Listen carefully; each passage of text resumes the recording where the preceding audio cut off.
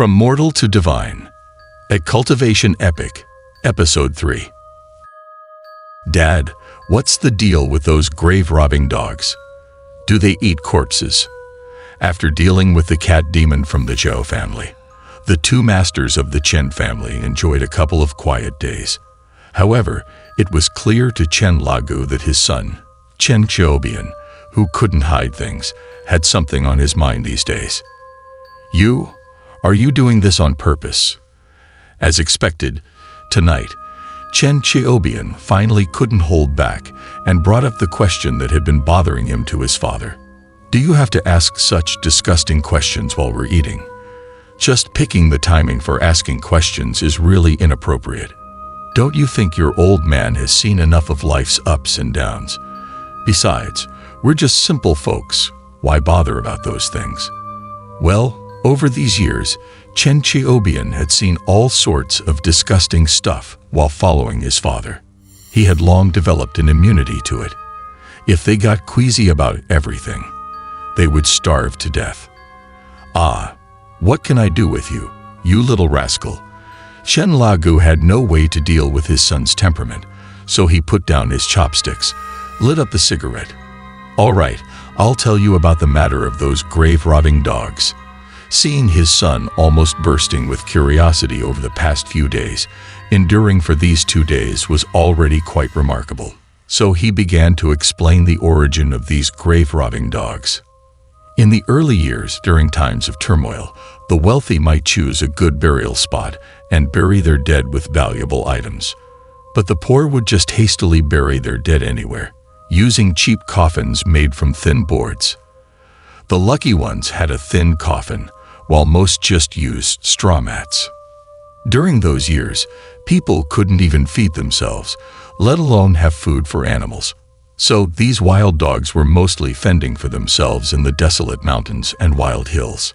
But whenever someone was just buried, the boldest of these wild dogs would take advantage of the night to come to the graves and dig up the new ones. The lead dog among them developed front paws well suited for digging. In no time, it would have the freshly dug grave opened up, revealing the coffin inside.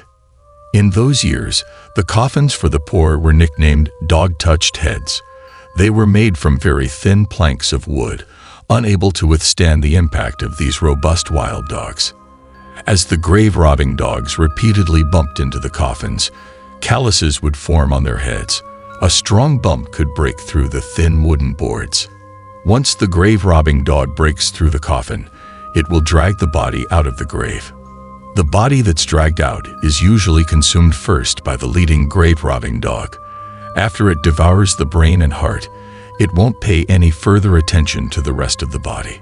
The remaining parts would be fought over by other wild dogs. Most of these wild dogs are hungry most of the time. When they see a corpse, they rush forward to fight for it, leaving no bone scraps behind.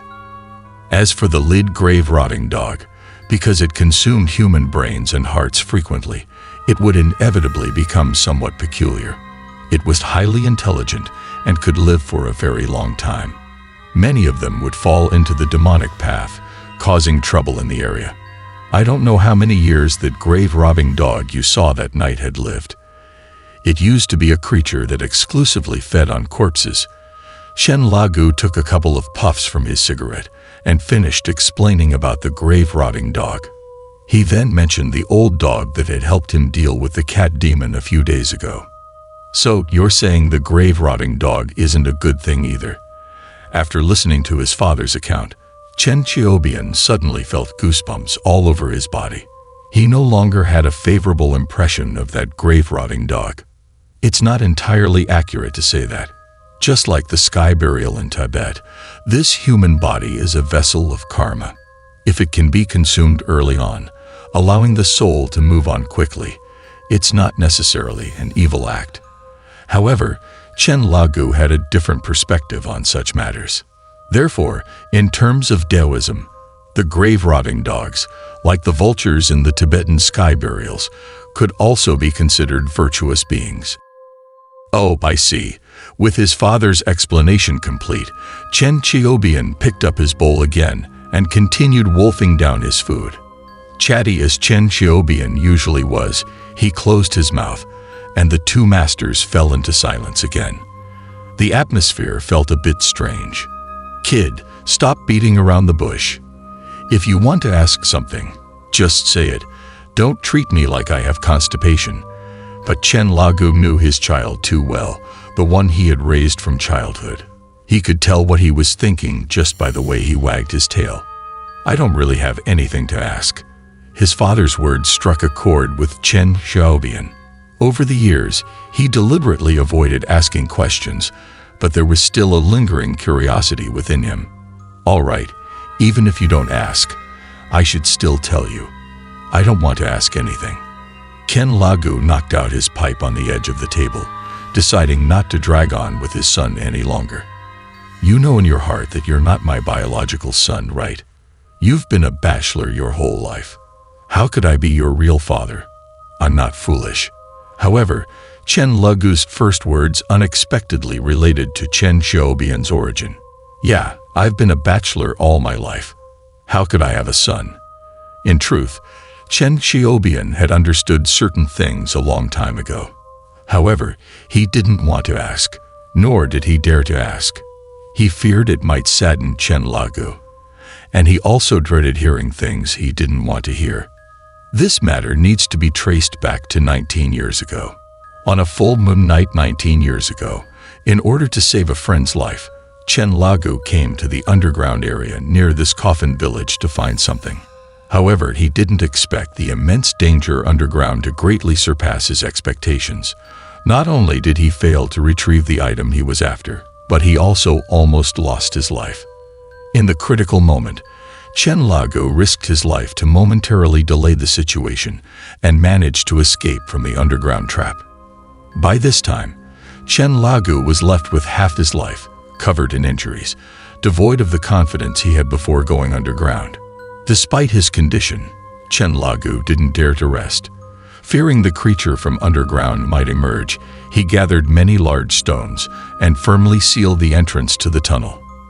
After this ordeal, Chen Lagu's body was already at its limits. His only thought was to leave this place and take time to recover his strength.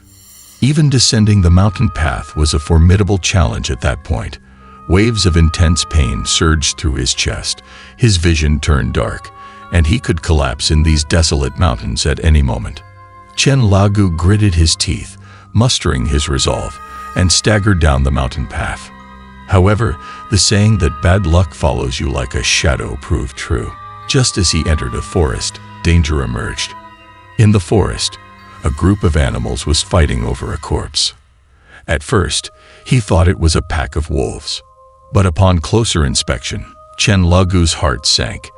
It was a pack of grave-robbing dogs, feasting on a corpse freshly dug from a grave. These creatures were more terrifying than wolves. These dogs were incredibly alert. Upon sensing someone approaching, they immediately raised their heads, glaring fiercely at Chen Lagu. Chen Lagu felt a sense of despair at that moment. If he had brought some dog-repelling biscuits like he usually did, he could have dealt with these creatures using his skills alone. However, now his treasure box was left behind underground, and his body was in such pain that even breathing hurt. How could he possibly fend off these crazed creatures? Regardless of Chen Lagu's thoughts, the pack of dogs quickly encircled him, leaving him trapped. It seemed like there was no way out. Gripping the coffin nails he had with him, Chen Lagu knew he might not make it out alive. He thought that if he had to meet his end here, he would take a few of these mad dogs with him. He couldn't leave empty-handed.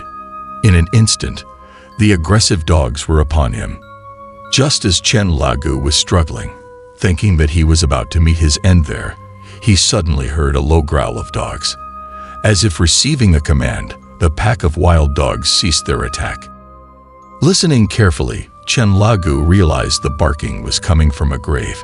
It wasn't frantic barking, but a deep rumble emitted by a large dog from its throat, making it all the more chilling. Before long, a grave-robbing dog emerged from the tomb with a thick callus on its head. It seemed to be the leader of the pack. At this moment, Chen Lagu noticed that the large dog held a bloodied infant in its mouth, a newborn covered in fresh blood. As the grave-robbing dog approached Chen Lagu with the infant in its mouth, the other wild dogs all retreated, clearing a path for the larger dog, displaying a very respectful demeanor. For a moment, Chen Lagu didn't know what the intentions of this large dog were, so he stood still, not daring to move. Unexpectedly, the grave-robbing dog came close to Chen Lagu, gently placing the infant from its mouth in front of him. Then it turned and walked away, occasionally glancing back at Chen Lagu. Chen Lagu examined the infant carefully and found that the child seemed to be alive. Although barely breathing, there was still a hint of vitality. Chen Lagu stood dazed for a while, unable to make sense of it. How could a newborn baby be carried out of a grave by a grave-robbing dog? Could this child be a ghost-born child? But he couldn't think too much at this moment. Chen Lagu quickly crouched down and picked up the baby, noticing that the grave-robbing dog also seemed to agree with this action. The large dog's eyes surprisingly held a hint of human-like expression. After handing the baby to Chen Lagu, the grave-robbing dog let out a low bark and prepared to leave with the pack of dogs. Hold on a moment. Chen Lagu understood the intention of the grave-robbing dog.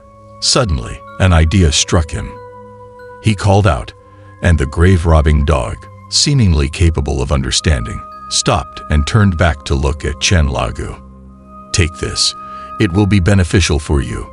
Chen Lagu, holding the child in one arm, reached into his sleeve and pulled out an item, tossing it to the grave-robbing dog.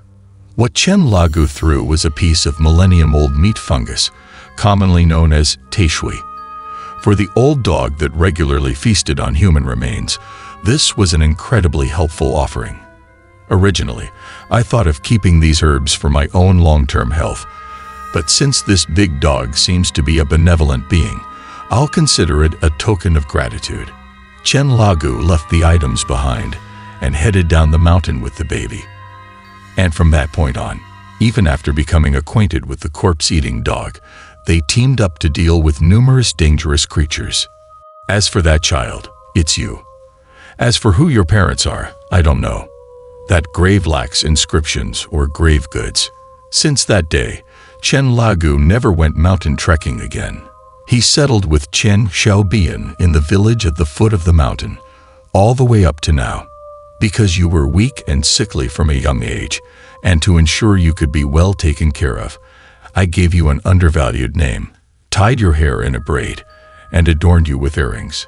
Because Chen Xiaobian was taken out of a coffin by the corpse-eating dog, and his body remained weak, Chen Lagu had put a lot of effort into raising him. He endured hardships for over a decade. Although you are a ghost-born child, I've always treated you as my own. What surprised Chen Lagu, however, was that in the face of such a shocking and mysterious lineage, Chen Xiaobian didn't show any reaction. He continued to lower his head and eat. Hey kid, your bowl is empty. Uncle Chen, my mother. Just when the two were falling into an awkward silence, the door suddenly swung open. My mother is acting strangely. It seems like she's been possessed. Could you please come and take a look? It turned out that an elderly woman from a neighboring village had been affected by some sort of curse. Her son urgently came to find Chen Lagu and his son to seek their help. All right, we're coming. Such things can't stump our handsome father-son duo. And this incident relieved the awkwardness that Chen Lagu and his son were feeling.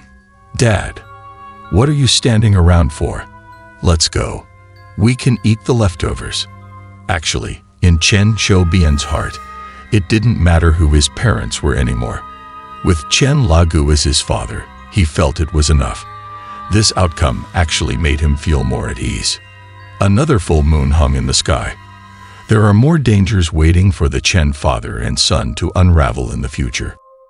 Coffin mushroom. Erzhuang, what's happened to your mother? Just go and take a look.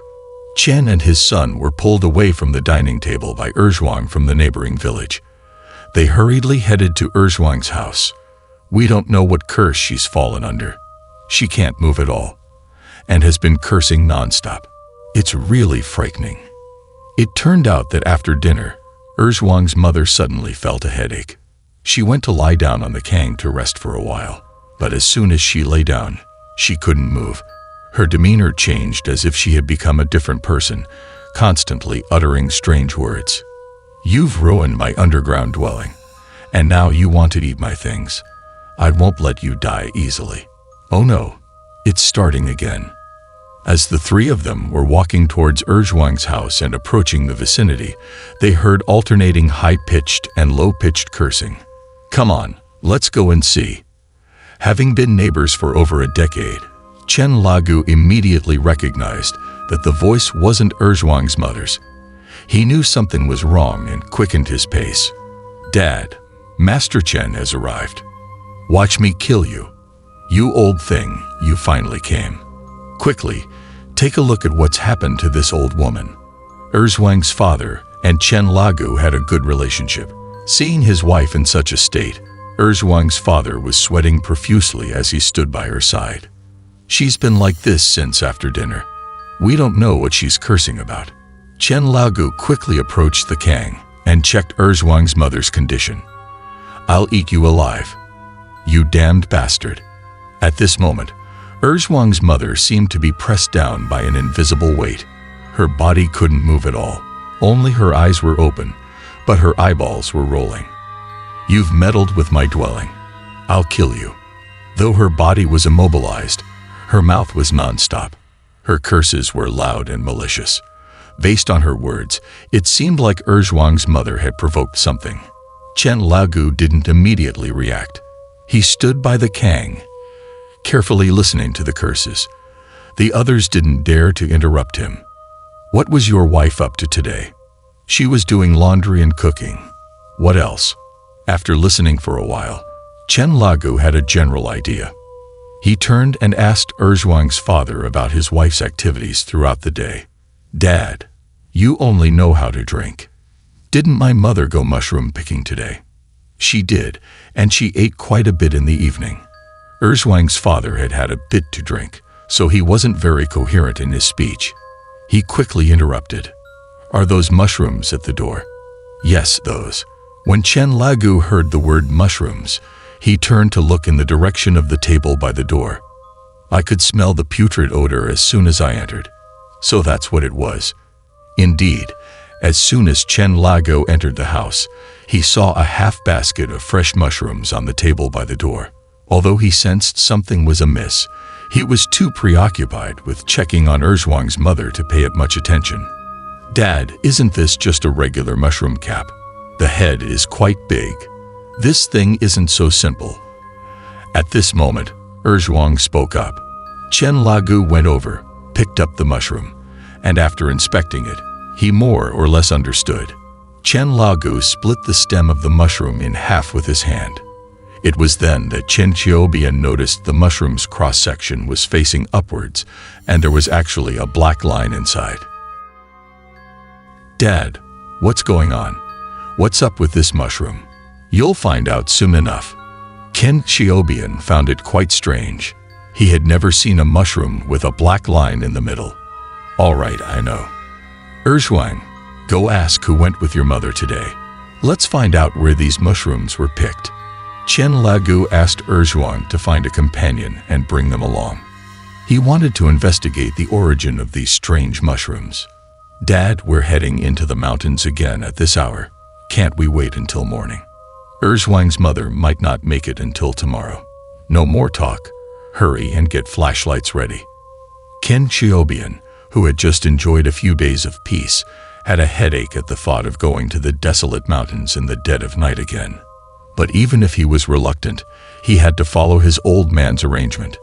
The four of them ventured into the mountains in the pitch dark. "Little braided brother, the mountains are really scary at night. What are you afraid of?" But throughout the journey, Chen Qiubian's spirits were quite high. His previous complaint had disappeared without a trace. "With me around, no monsters or ghosts dare to come close. Come closer to me, then you won't be afraid." It turned out that during the day, Chunni accompanied Erzhuang's mother up the mountain. Now she was helping lead the way for the three of them. It's right on the small hill ahead. With Chunny's presence, Chen Xiaobian chatted all the way and arrived at their destination in high spirits. He didn't feel annoyed at all and instead complained that time was passing too quickly. Our Chunny has a great memory. Auntie Erzhuang picked mushrooms right on that small mound.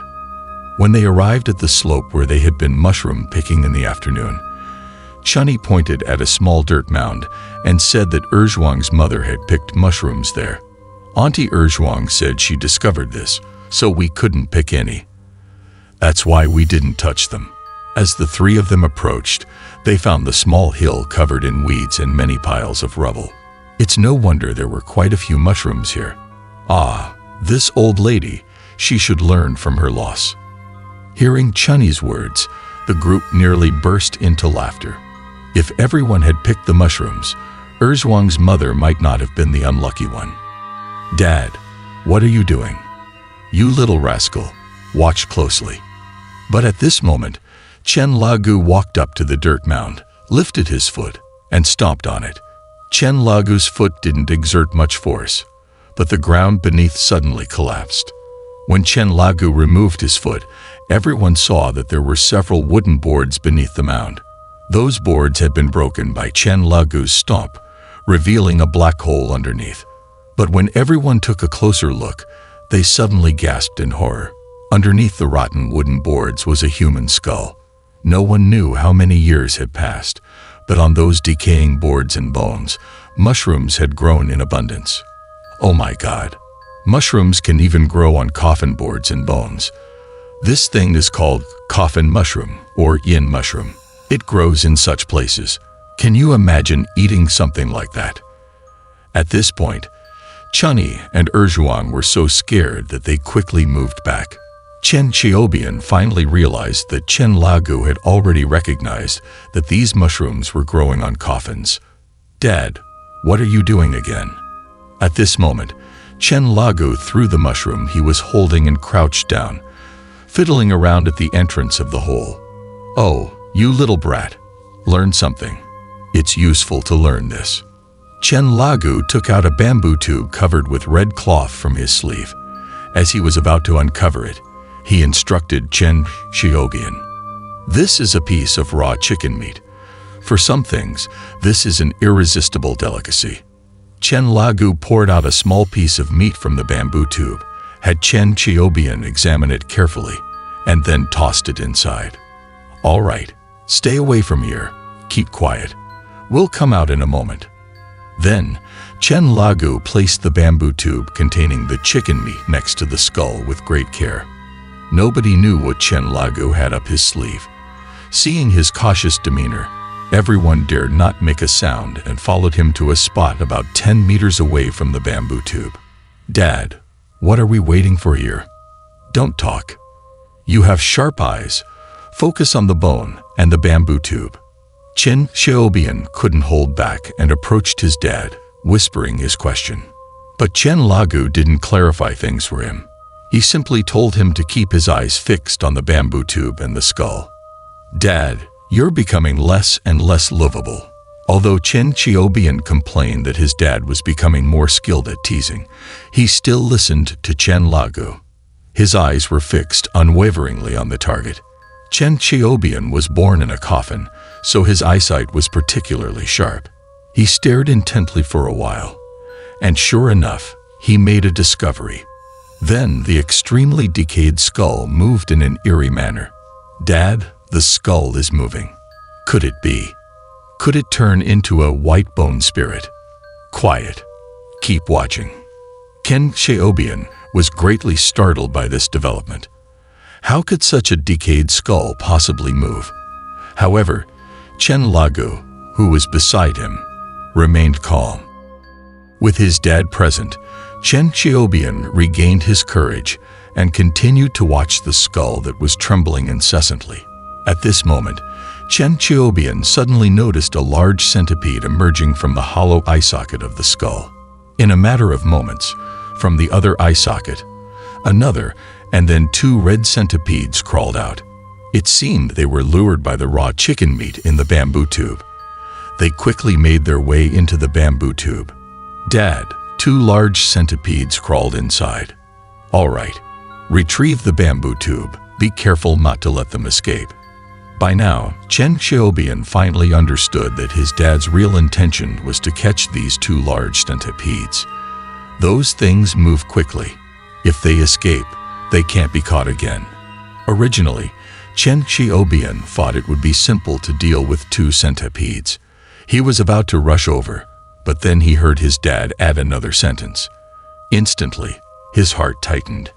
Chen Xiaobian knew that these 2 centipedes were related to Erzhuang's mom's life.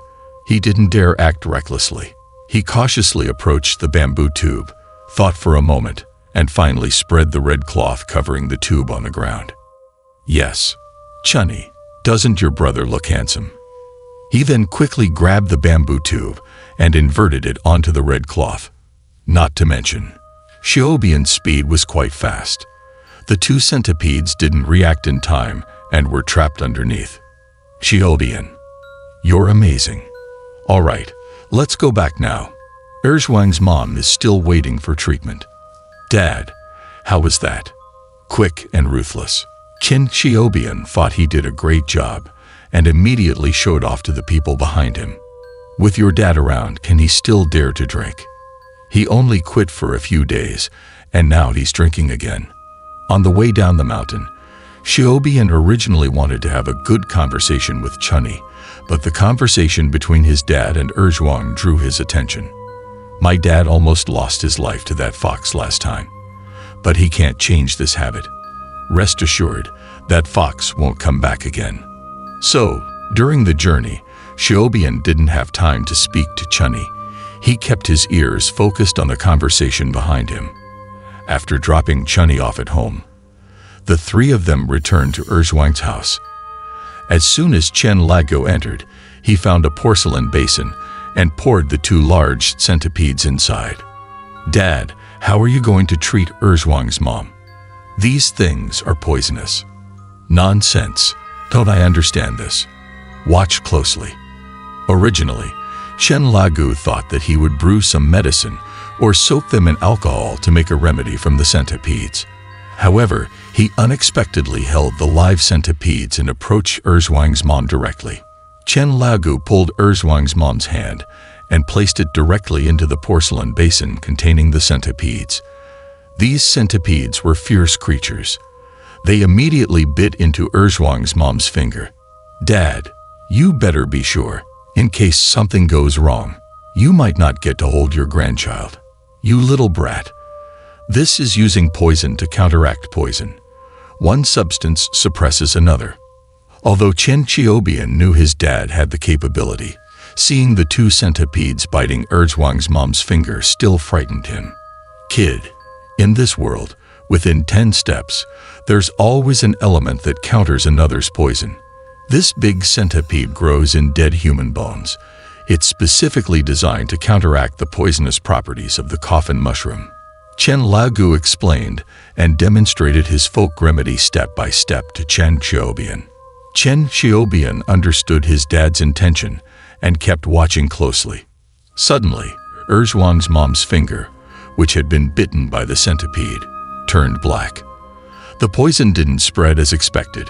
Instead, it formed a black line that extended along her arm. After about half an hour, the black line emerged from Erzhuang's mom's left hand. At this point, it had split into 2 lines. They traveled along her arm and converged at her left hand's middle finger. Seeing that the timing was right, Chen Lagu jumped onto the kang, used a silver needle to puncture Erzhuang's mom's middle finger, and released nearly half a basin of black blood. He only stopped when the black blood turned red. All right, get some rest, and by tomorrow morning, everything will be fine. At this point, Chen Lagu jumped down and informed Erzhuang, as well as Erzhuang's father, that Erzhuang's mom's condition was now considered cured. Sure enough, Erzhuang's mom's complexion had returned to normal by now.